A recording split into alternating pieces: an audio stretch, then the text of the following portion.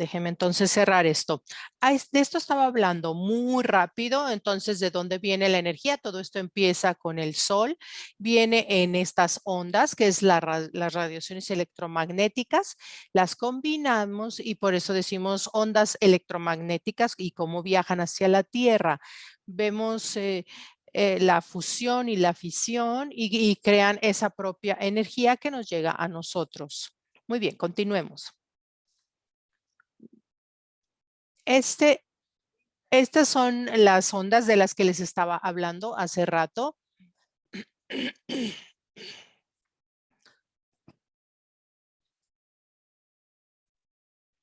Muy rápido. Estos son estas ondas más anchas o más largas, es el espectro electromagnético y tenemos aquí todos los colores que son visibles, rojo, amarillo, verde, azul. Y cuando empieza a viajar hacia la Tierra, van a ver que alguna de estas ondas o estas radiaciones, vemos las visibles, tenemos las de radio, las infrarrojas, las ultravioletas, los rayos X, las gamma. Somos humanos y los medimos. Esto no es tan importante para ustedes, pero es nada más para que entiendan que las medimos. Es una forma fascinante y al ser una masterclass, vamos a tocar alguno de estos temas. Aquí lo más importante en lo cual me quiero enfocar es esta idea de cómo viaja esta energía desde el sol. Algo pasa antes de que llegue a la Tierra, algo pasa en la atmósfera y la atmósfera es una capa muy frágil, muy delgada. Espero que lo pueden ver. Esta parte azulosa es muy frágil y eso es lo que nos mantiene vivos. Así nos mantiene vivos. Así que la atmósfera, no hablamos mucho de la atmósfera, pero hay muchas cosas que están pasando en la atmósfera y en eso me quiero enfocar. Bien, ahora que ya vieron la atmósfera, ahora quiero que nos enfoquemos en la parte izquierda de esta diapositiva. Esta es la Tierra, la energía viene, que es la radiación solar que va a entrar, pero no todo lo que llega del sol se absorbe.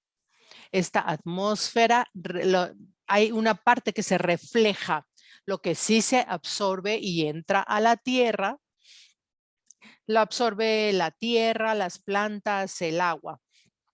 Pero lo que sucede es que cuando se calienta la Tierra, va a mandar radiaciones de regreso.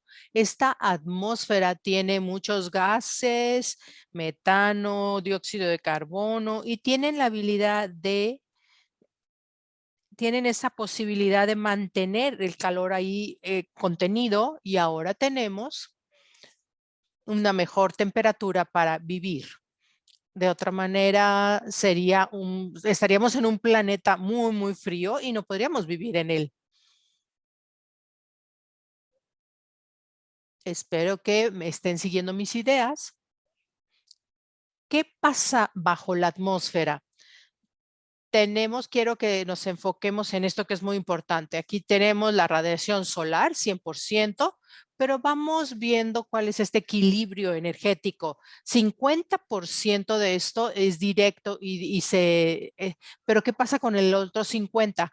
Hemos calculado que como un 20% se refleja y se va al espacio, como se ve aquí, a través de las nubes, y el 5% se pierde en esta parte entre el agua y la tierra y el resto se dispersa y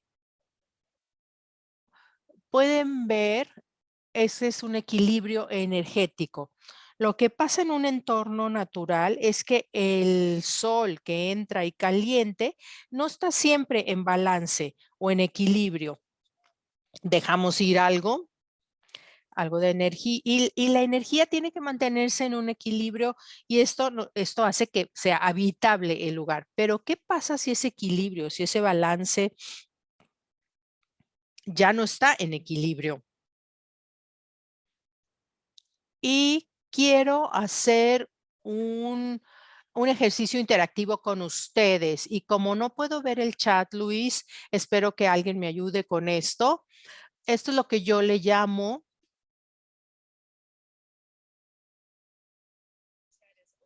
está abierto ya el chat. Lo que vamos a hacer un ejercicio tipo catarata y les voy a decir, ya les dije cómo, qué sucede en la atmósfera y cómo estamos ahí para vivir, pero ahora quiero hacer un ejercicio con ustedes. Quiero que escriban en el chat, pero no lo manden. Van a tener 5 segundos.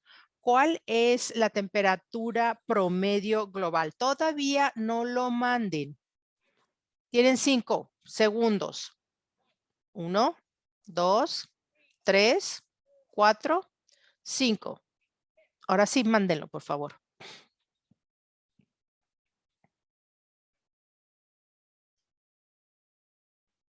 35, 36.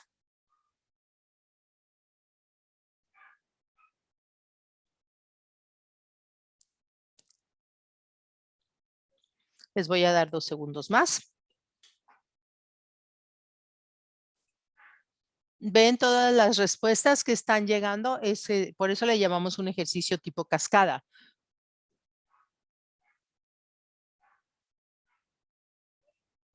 Así que, ¿cuáles son las respuestas que están dando las personas? Estoy viendo números muy altos, 30, 40, 39. Bueno, vamos a detenernos ahorita y déjenme continuar. Aguas, les dije que el promedio, déjenme irme a la siguiente diapositiva.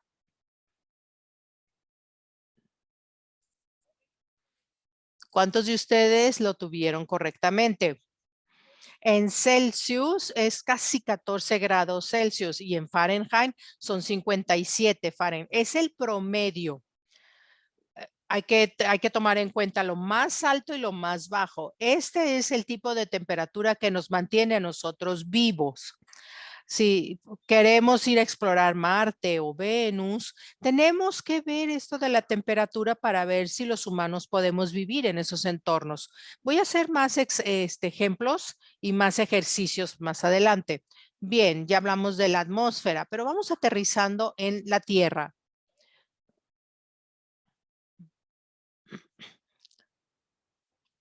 Entonces, lo que sucede ahora es, ¿qué hacemos con esa energía?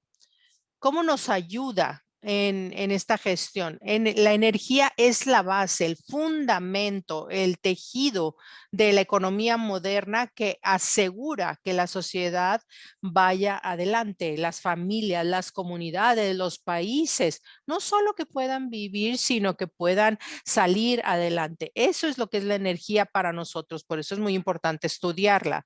Pero entonces, ¿cómo nosotros los humanos utilizamos esta energía solar para la comida, para vivir, para salir adelante? ¿Cómo lo hacemos?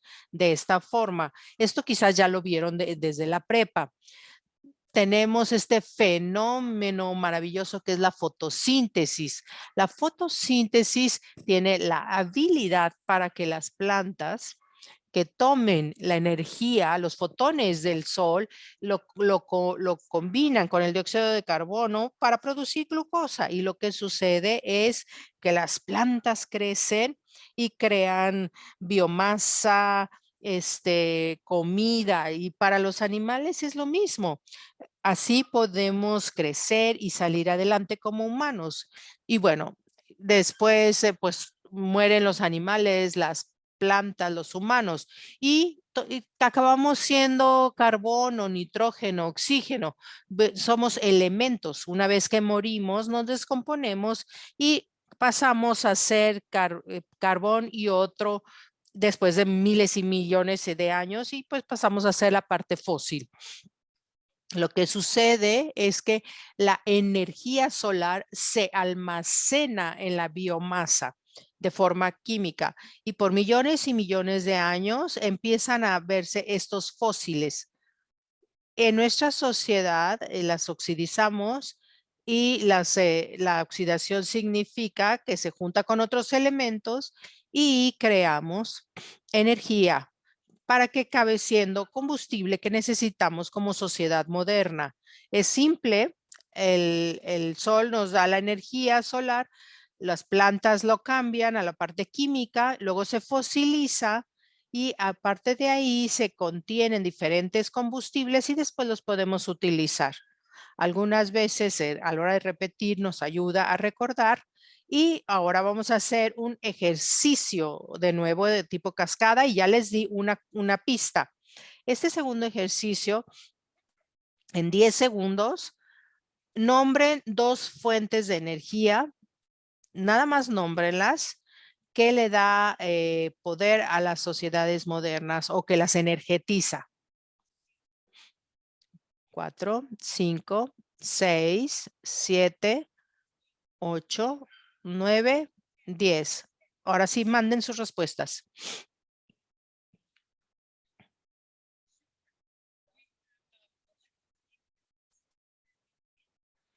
Tenemos nuclear, fósiles, solar, gas, agua, viento, biomasa, electricidad, petróleo, gas, agua, solar y agua, nuclear.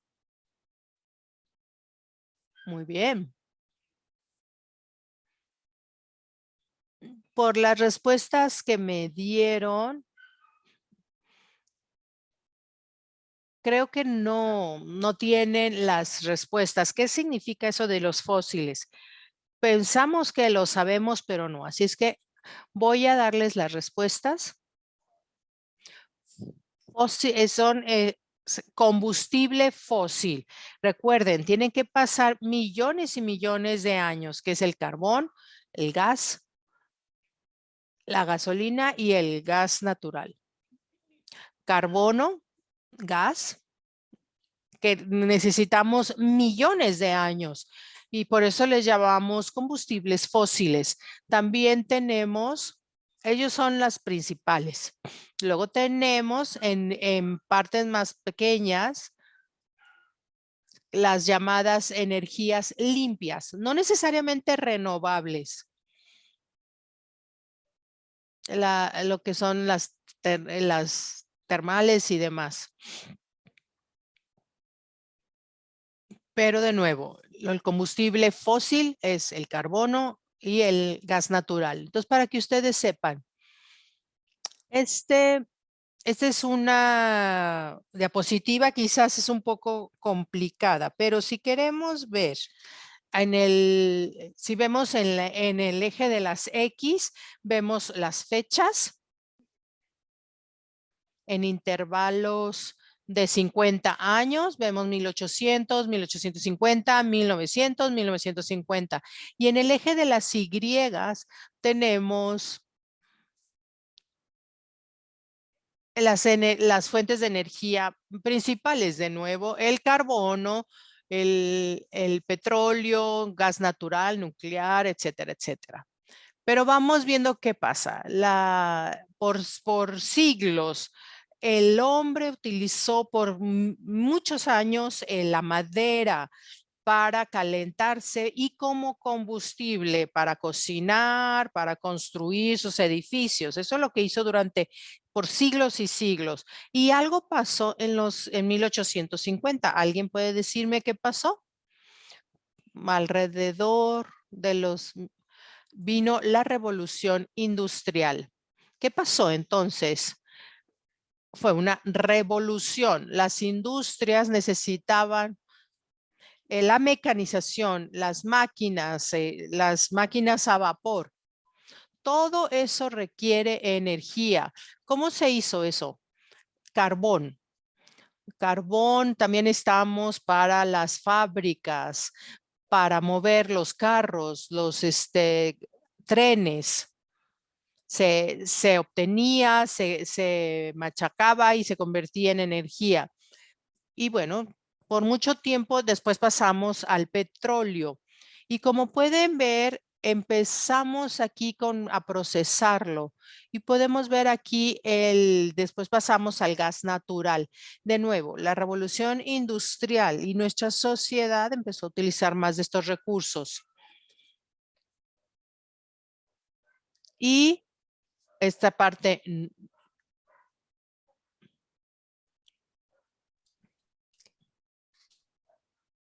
Esto es importante, pero es una porción muy pequeña. Esto también se le llama en nuestro idioma, tenemos que tomar, tenemos que cuidar estos tres gigantes. Es algo que tenemos que tomar en cuenta.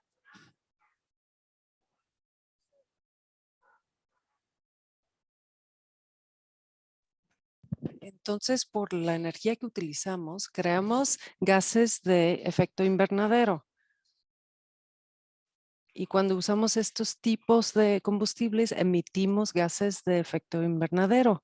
Hay muchos gases en la atmósfera, hay muchos contaminantes y los ponemos en categorías y algunos son gases de efecto invernadero. Entonces, los humanos producimos, la energía que utilizamos contribuye casi 2/3 de estos gases. Y desafortunadamente, estos gases, vimos en las láminas anteriores, la atmósfera ya tiene estos gases. Y ahora estas emisiones causan el calentamiento. ¿Pero cómo lo hace? Bueno, existen en la atmósfera, vimos, hay gases de efecto invernadero naturales. Hay otros tipos de gases, el oxígeno, dióxido de carbono, naturalmente, y no todos son gases de efecto invernadero, pero los seres humanos, por nuestra sociedad próspera, también emitimos estos gases. Entonces, el tercer ejercicio de tipo cascada, y les voy a dar 10 segundos, es poner 2 gases de efecto invernadero que son tanto hechos por el hombre y que ocurren naturalmente. ¿Listos? Van a enviarlo cuando yo diga enviar. 10 segundos. 1, 2, 3, 4, 5, 6, 7, 8, 9, 10. Enviar.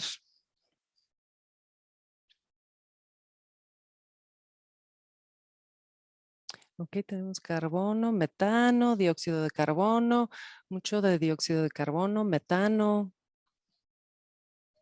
Muy bien. Entonces, el dióxido de carbono es tanto natural, ocurre de manera natural y está hecho por el hombre. También el metano es ambos. Y hay otro gas de efecto invernadero que es el óxido nitroso, que también es ambos. Y luego hay otros dos muy importantes, que es ozono y vapor. El vapor del agua es un gas muy poderosa, pero no lo tomamos mucho en cuenta por diferentes razones que podemos hablar un poquito más adelante. Entonces, ¿qué es un gas de efecto invernadero que solo está hecho por el hombre y no ocurre naturalmente? ¿Les interesa? Bueno, estos son los que están hechos nomás por el hombre. Tienen nombres muy complicados, los CFCs, los HFCs, los PFCs y el SF6. Son nombres muy complicados. Los nombres químicos les llamamos gases de fluoruro. Y lo creamos para nuestras máquinas, para nuestros automóviles, para los edificios. Y son muy, muy, muy poderosos, gases muy poderosos del efecto invernadero, pero no ocurren naturalmente. Entonces, los gases de efecto invernadero, si se acuerdan de mi otra lámina sobre las longitudes de las ondas, lo que podemos ver aquí es que la atmósfera crea como un vidrio, como un invernadero. Y lo que hace es que permite que las ondas cortas entren, se calienta la parte de abajo y se calienta el aire y crea ondas cortas, sube el aire caliente y lo que pasa es que cambia la longitud de onda. Como pueden ver, cambia en estos rojos. Y estas ondas más largas, algunos se quedan atrapados y otros salen. Entonces, este calentamiento natural ocurre Y la Tierra ha podido mantener este equilibrio durante mucho tiempo con estos gases de efecto invernadero naturales que hacen, tienen uniones químicos. Es dióxido de carbono, no solo es carbono o oxígeno, son dos elementos que se combinan y forman un compuesto. Igual con el metano, es CH4, tiene carbono e hidrógeno. Y el óxido nitroso es igual. Cuando se hacen estos compuestos, hay brazos, hay estas uniones donde se unen los diferentes elementos, las diferentes partes, dependiendo del gas. Y estas uniones atrapan el calor, lo atrapan y no permiten que se escapa, que se sale. Entonces, si hay más dióxido de carbono, atrapa más calor, porque esto es lo que hacen estos compuestos. Vamos a ver. Bien.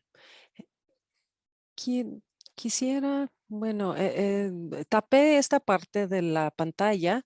Lo que vemos aquí es la radiación solar entra y luego se sale otra vez. Podemos ver el CO2, el CH4 y el N2O. Y estos son gases de efecto invernadero y atrapan el calor. Y otra parte del calor sale y es un ciclo muy, muy bueno y sobrevive la Tierra. Pero lo que pasa es que cuando tienes, a ver si funciona esto. ¿Por qué no está funcionando? Ahí está.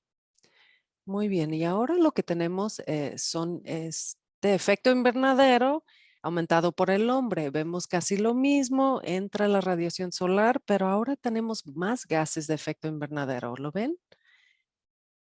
Y porque hay más gases, atrapa mucho más calor. Y por eso menos calor se emite al espacio. ¿Sí lo entienden todos? Yo me imagino que están asintiendo con la cabeza. Muy bien, entonces hay más gas de este tipo en la atmósfera. Entonces le voy a dar clic para que vean los circulitos.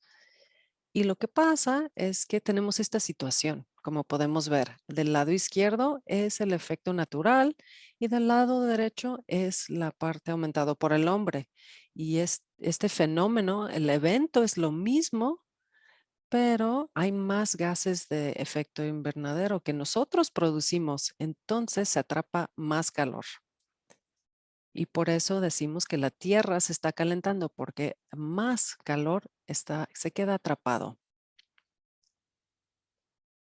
Bien, una cosa muy interesante del que quisiera hablar rápidamente es cómo sabemos que se está incrementando el CO2. Y se ha estado monitoreando desde 1858. Y tenemos esta curva de Killing, un científico que se llamaba Killing, y se preguntaba, ¿cómo puedo decirles que hay más CO2 en la atmósfera? Y él era el líder de un grupo de científicos y pusieron un observatorio en Hawái, en Mauna Loa, y pusieron unos globos de aire caliente y sale a la atmósfera y recolecta diferentes muestras y detecta el CO2.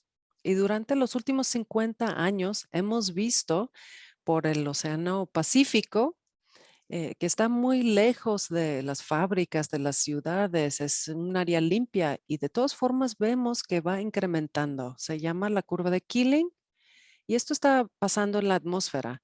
Este es el registro más largo del CO2. Y como científicos dependemos mucho de este tipo de evidencias. Podemos saber exactamente qué está pasando.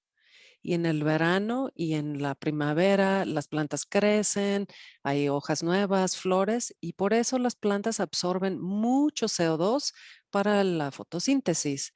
Pero luego en el otoño, en el invierno, hay un declive, se caen las hojas, se mueren las plantas y liberan CO2. Por eso tenemos este zigzag. Y tenemos estos datos durante 50 años para ver este incremento del CO2. Entonces, ¿cómo se ha estado calentando? Tengo aquí, déjenme ver si puedo. Bien, entonces quisiera que se concentren en esto. Desde 1884, entonces este es datos de la NASA, cómo ha incrementado la temperatura. Lo azul es lo más frío, lo amarillo es más calor. Entonces pueden ver, y tenemos registros desde este año, desde 1884. Y voy a mostrarles, me voy a quedar sin hablar para que vean cómo se ha estado calentando la Tierra de acuerdo a la temperatura promedio.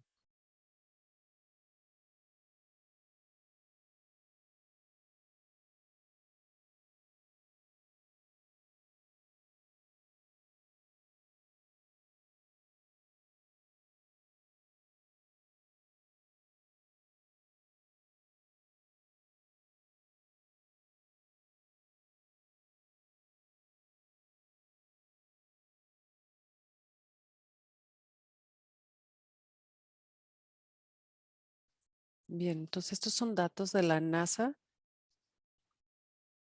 que es una agencia federal muy famosa.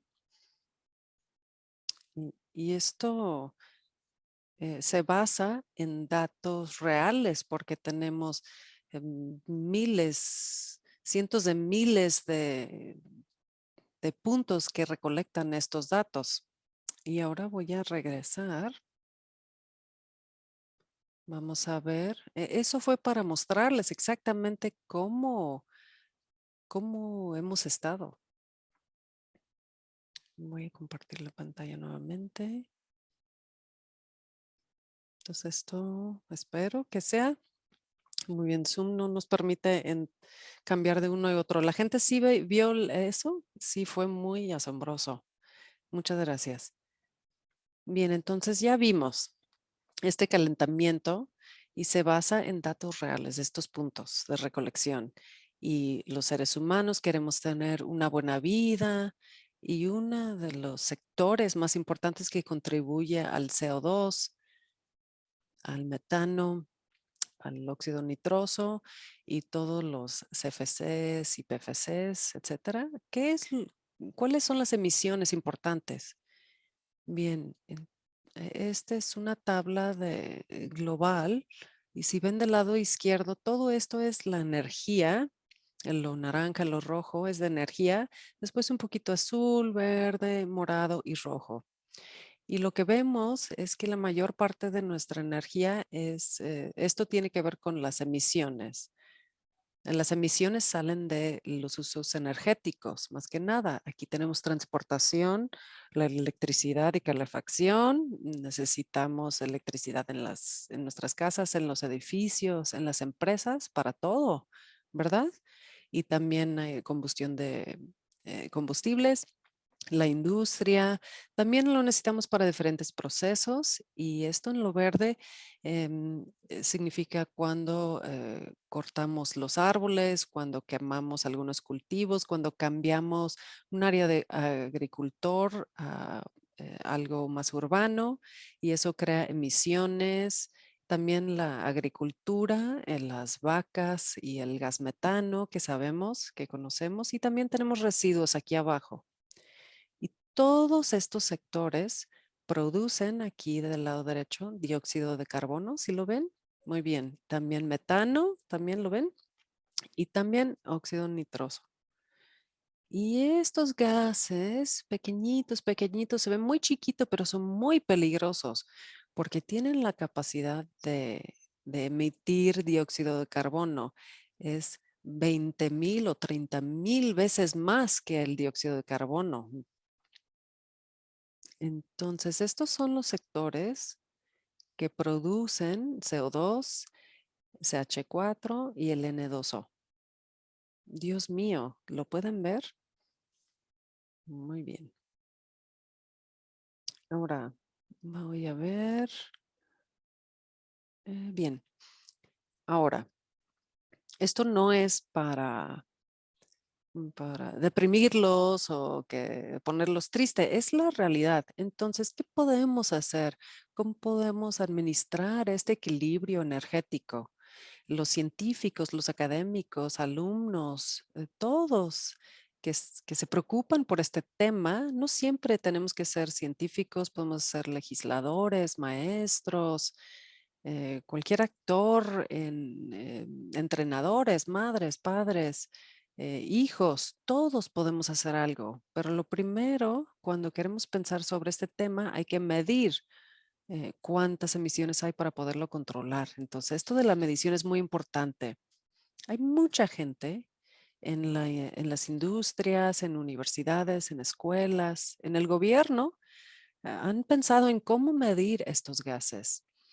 Y hemos tomado estos gases más importantes, como pueden ver aquí arriba, y estos de los más peligrosos aquí del lado derecho, y los estamos midiendo dentro de 3 áreas.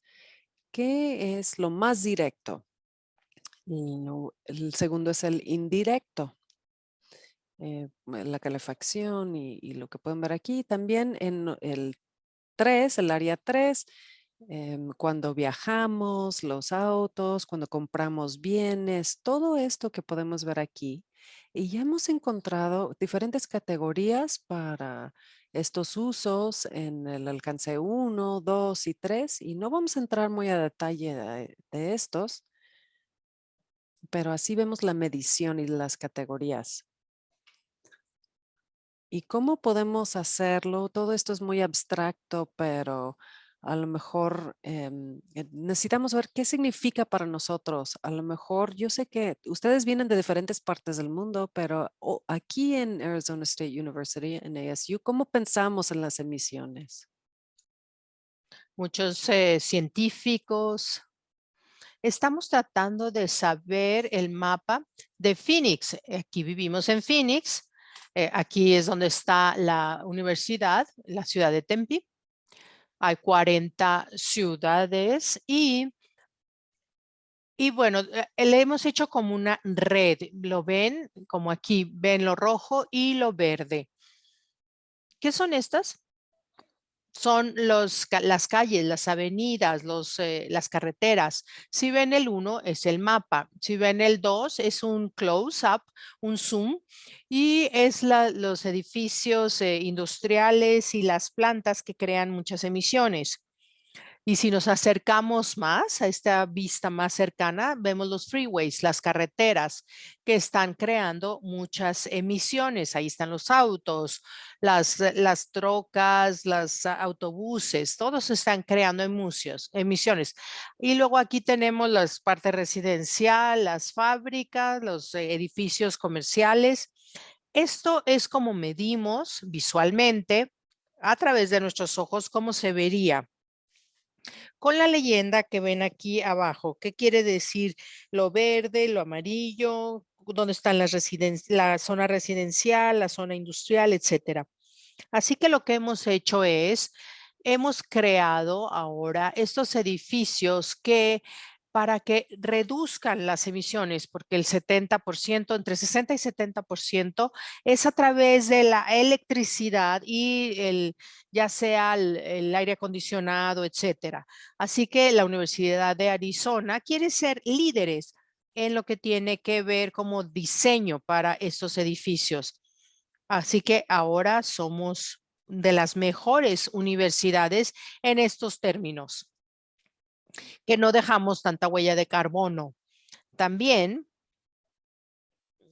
aquí tenemos a nuestra mascota Sparky y también estamos produciendo energía solar. Estamos produciendo 24 megavoltios.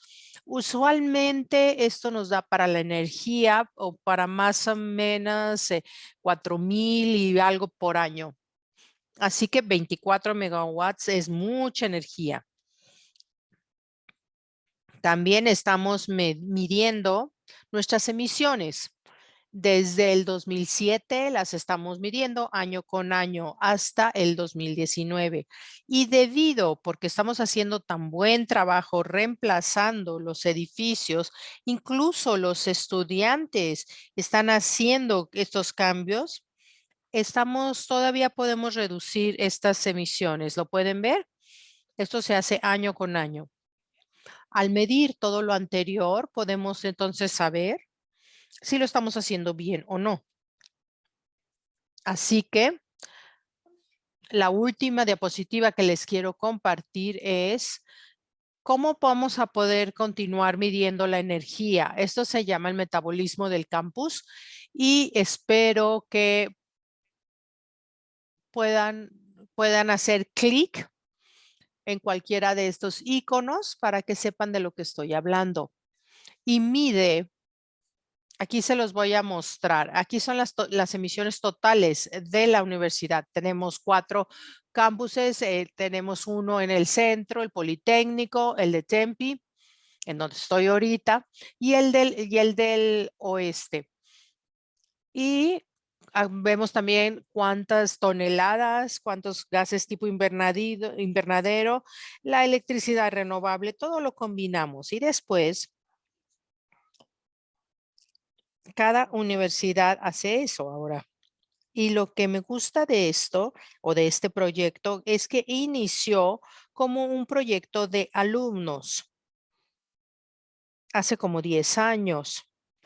Alguien dijo, ¿y si medimos todo lo que hace cada edificio? Así que, bueno, voy a dejar de compartir para mostrarles qué es lo que está pasando.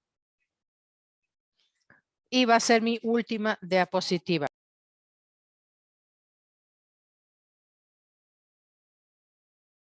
¿Pueden ver esto? Aquí es el metabolismo del campus de CIEM y así se ve. Empezó de nuevo, como les dije, con un proyecto de alumnos y todo está en vivo, todas estas medidas, cuánta electricidad utilizamos, cuánto aire acondicionado o energía para calentar cuando es invierno. Así que vamos viendo mi campus. Yo vivo en Tempe, en Arizona. ¿Y pueden ver esto? Sí. Este es el campus de Tempe. Y aquí está toda la información. Tenemos 288 edificios, tenemos el número de alumnos, de estudiantes y aquí tenemos todo. Hay muchos de estos 288 edificios y todo lo que significa. Le puedo hacer clic en un edificio como esto. ¿Lo pueden ver? Y lo que sucede es que para este edificio, Agave Hall, es residencial, o sea, quiere decir que es un dormitorio, y ese es el tipo de electricidad. Lo que utilizamos como aire acondicionado o como calentador y cómo se utiliza y en dónde se utiliza. Todo lo podemos medir. Si alguien quiere hacer investigación sobre esto, pueden bajarlos la información y pueden hacer sus cálculos. Es maravilloso, ¿no? Empezó esto de nuevo como alumnos que estaban en su licenciatura y ahora la universidad empezó ya y modificó un poquito el diseño. Y bueno, les dije que era la última diapositiva, pero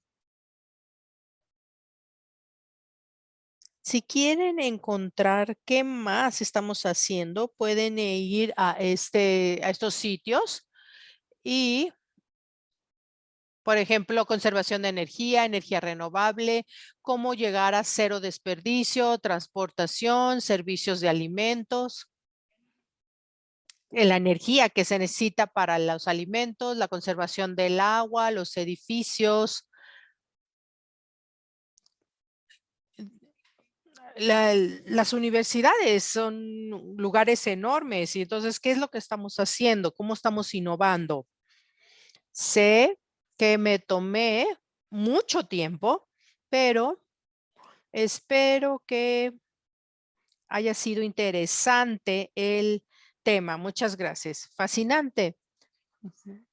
Muchas gracias, doctora Chetri. Si los participantes tienen cualquier pregunta para la doctora Chetri, por favor, escríbanle en el Q&A y mientras esperamos sus respuestas,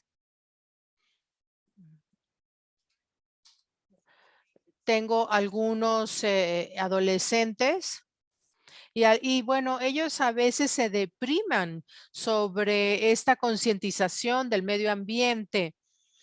Y sobre todo fue este mapa de la NASA en donde estamos viendo cómo se está calentando más y más y más el planeta.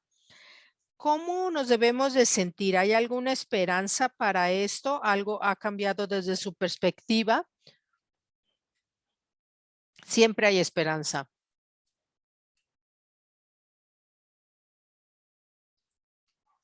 Yo tengo mucha esperanza en los jóvenes. Están preocupados, pero también quieren hacer cambios. Pero no nos debemos de deprimir. Nosotros creamos este problema y como humanos lo debemos de resolver. Así que lo que creo que es importante es que debemos de hacer pequeñas cosas. Debemos de preocuparnos en no crear desperdicio. Grandes cambios que sí podemos hacer es qué tipo de políticos queremos para que ellos hagan la política que nosotros necesitamos. Las elecciones son muy poderosas.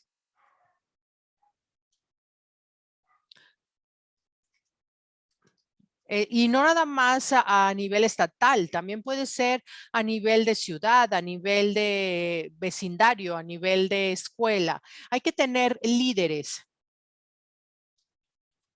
También las empresas de servicios, las industrias. No las estoy criticando, pero hay que entenderlas porque todos estamos tratando de salir adelante.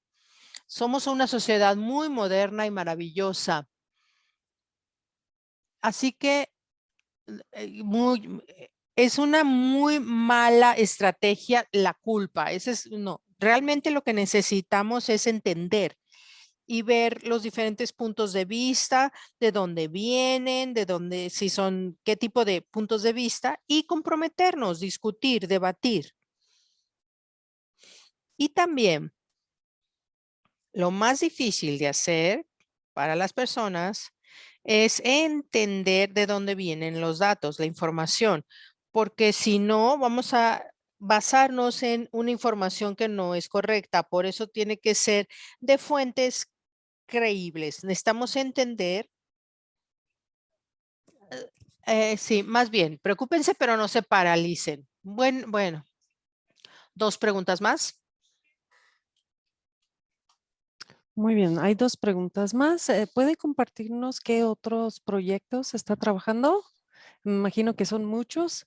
Bueno, tengo varios proyectos, pero en este momento estamos trabajando en un proyecto en Asia del Sur, donde trabajamos con diferentes comunidades para instalar, junto con los alumnos de ASU, unos paneles solares que no es para la calefacción, sino para subir el agua del subsuelo para la irrigación de los cultivos.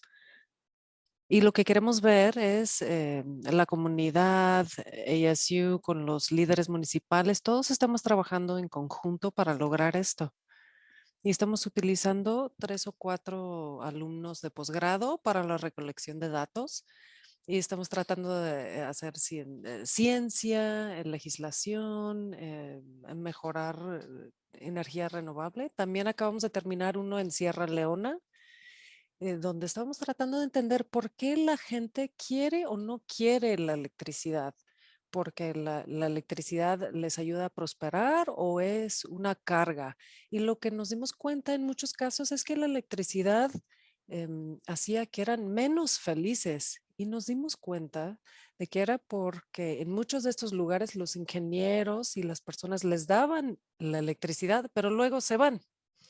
Y la gente está muy feliz durante los primeros 2 meses y luego tienen que pagar la cuenta de la electricidad, de la luz, y no tienen más ingresos para pagar esta cuenta y no lo pueden pagar a tiempo. Entonces, no lo pensaron a la larga, les dieron la luz, pero pensaban que les iba a hacer feliz. Entonces también dijimos, pues hay que ver que la gente tenga más ingresos para poder pagar por esta electricidad. No solo hay que imponerlo para que las empresas de servicios eléctricos están cortando la electricidad a estas personas porque no han pagado. Y es una situación muy compleja. Y yo siempre digo que cuando trabajamos juntos, hay que trabajar juntos. Solo porque venimos de la universidad no significa que sabemos más. Tenemos que respetar todo tipo de conocimiento. Todos tienen algún tipo de conocimiento. Yo conozco una parte, pero necesito trabajar en conjunto con todos para resolver este tipo de problema complejo. Bueno, creo que tenemos tiempo para una pregunta más antes de cerrar. Israel preguntó, ¿cómo podemos desarrollar una cultura de la conservación ambiental y desarrollo? Bueno, necesitamos tiempo. Pero las cosas que son lentos es mucho más sustentable. Si gritamos, le gritamos a la gente, no va a funcionar. Tiene que ser un poquito más lento. Empieza en la familia. Y la familia a veces puede ser lo más difícil, porque hemos visto que en las familias los papás, abuelos, hijos, todos son diferentes, pero de ahí tiene que partir. Si ves lo complejo que es tu familia, el mundo también es muy complejo, es más complejo. Entonces, el primer cambio tiene que venir de ti. Si alguien le pide hacer algo difícil y no lo quieres, ¿lo vas a cambiar? Es lo mismo. Entonces, cambiar la cultura requiere mucho tiempo, pero la cultura sí es muy importante. Hay que tener paciencia, mantener el respeto y seguir trabajando y crear una masa crítica, uno, dos, tres, pero a veces no es suficiente. Entonces para crear culturas necesitamos redes de redes, un enfoque multidisciplinario de muchas instituciones, de las políticas. No es algo lineal así, es algo más caótico. Y mucha gente dice, es caótico, no lo quiero hacer, pero hay que aceptar este hecho porque es la única manera de seguir adelante. Pero siempre, siempre, siempre hay que tener optimismo, respeto. Si estamos deprimidos es muy difícil innovar. Hay que ser amables, estar felices, ayudar a los demás, tener la mente abierta. Y yo creo que así podemos empezar a cambiar la cultura lentamente. Muy buena pregunta, muchas gracias. Bueno, tenemos una pregunta más y puedo decir que podemos enviar esta liga, pero David pregunta si hay una manera de acceder a su investigación en el sureste de Asia. A lo mejor me lo puedes enviar a mí y yo lo puedo hacer disponible cuando mando la grabación de esta ponencia. Sí, definitivamente. Muchas gracias de nuevo, doctora Chetri, por esta ponencia maravillosa. He aprendido muchísimo y yo sé que los participantes seguramente también. Y también quisiera avisarles sobre dos cosas que van a pasar próximamente. Uno tiene mucho que ver con la ponencia de la doctora, que es la experiencia de verano de ASU, el 18 de junio en el campus de ASU. Pueden ver estos edificios de los que estaba hablando la doctora y se va a enfocar en las soluciones innovadoras y sustentables. Va a haber profesores de ASU y podrán experimentar los campus de ASU y sería una experiencia increíble. Lo hicimos por primera vez el año pasado y todos se la pasaron excelente y aprendí mucho. Fue muy divertido y ver la energía y las ideas innovadoras que salieron para la resolución de diferentes problemas en sus comunidades. Muchas gracias. Y lo último para decirles es que va a haber otro masterclass el 22 de marzo. Para el ponente va a ser el doctor Brent Siebold, igual de dinámico como la doctora Chetri, y se trata de la actitud emprendedora. Y próximamente estarán recibiendo la información por medio de sus universidades. Es totalmente gratis, solo hay que registrarse y nos vemos el 22 de marzo. También me gustaría dar las gracias a todos. Sé que había muchas preguntas. Ahorita estaba revisando las preguntas y el chat y no había podido responder a todos, así que es importante, hay que seguir haciendo estas preguntas. A lo mejor no tengo las respuestas. Alguien preguntó sobre Estados Unidos y todos los desperdicios y es un tema muy importante, muy cierto. No le tengo miedo a preguntas así, yo creo que solo así podemos aprender, pero lo siento que no pudimos llegar a todas las preguntas, pero muchas gracias por todo, por esta oportunidad. Muchas gracias y nos vemos nuevamente el 22 de marzo. Gracias a las intérpretes, al español y espero que pasen un excelente día. Gracias.